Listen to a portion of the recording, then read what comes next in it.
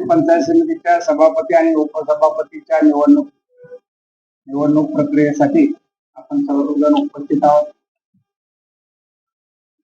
अध्यक्ष तानाजीराव पाटील, अनिल पाटील, विद्याताई मोठे, त्याचबरोबर नूतन सभापती दत्ता पाटील आणि उपसभापती कुचावळेताई, पंचायत समितीच्या सर्व सदस्य, उपस्थित सर्व नेते मंडळी, पत्रकार बंधू, आज खरं म्हणजे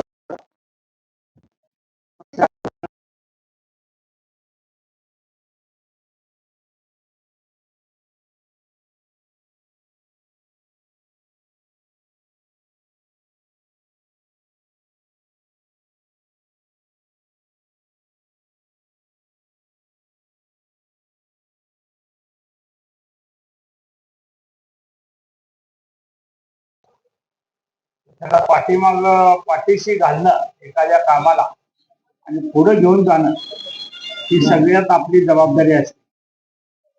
आता खरं म्हणलं तर आपल्यावरती जबाबदारी आहे मराठी शाळा टिकवणं, आपल्या सर्व ग्रामपंचायती सक्षम करणं, प्रत्येक ग्रामपंचायत स्वतःच्या पायावरती कशी उभा राहील, त्याचा वसूल कसा चांगला होईल, सौर ऊर्जेवरती कशा आपल्याला नेता येतील, तिथे आपल्या गावामधल्या काही जागा मोकळ्या असतील त्याच्यावरती आपण सौर ऊर्जा करून आपलं उत्पन्न कसं वाढवता येईल याकडं सभापती, उपसभापती आणि पंचायत समितीच्या सर्व सदस्यांनी आपापल्या विभागातल्या सर्व ग्रामपंचायत आणि शाळांमध्ये लक्ष देणं गरजेचं आहे. दवाखाना, या सगळ्या मूलभूत ज्या गोष्टी आहेत त्याकडे लक्ष देणं आणि मग शेतीच्या कामावरती शेतकऱ्यांच्यासाठी आपण काय करू शकतो, आलेले सर्व शासनामार्फत येणाऱ्या ज्या स्कीम आहेत त्या शेतकऱ्याच्या शेवटच्या बांधापर्यंत, शेवटच्या शेतकऱ्यापर्यंत आपल्याला ओळखता आलं पाहिजे की कुठला शेतकरी आपल्या एरियातला आहे आणि त्याला आपली मदत पाहिजे आहे.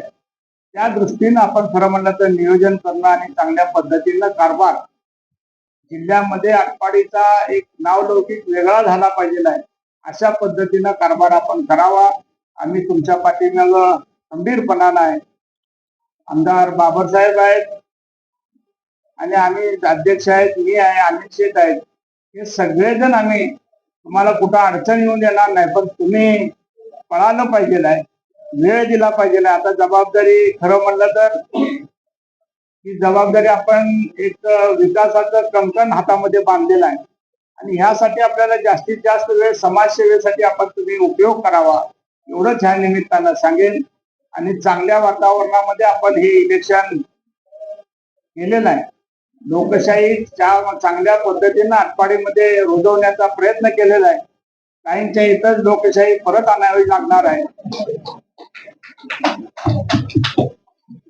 म्हणजे ह्या सगळ्या गोष्टीचा आपण विचार करून चांगल्या पद्धतीचं वातावरण भविष्यामध्ये निकोपपणाचं वातावरण आपल्याला या आटपाडी तालुक्यामध्ये निर्माण करायचं आहे. आणि त्या दृष्टीनं तुमची साथ आम्हाला सभापती आणि उपसभापतींना लागणार आहे. वेळोवेळी आपणही द्यावी एवढीच ह्या निमित्तानं मी विनंती करेन आणि सभापती उपसभापतींना शुभेच्छा देतो आणि मी थांबतो. जय हिंद.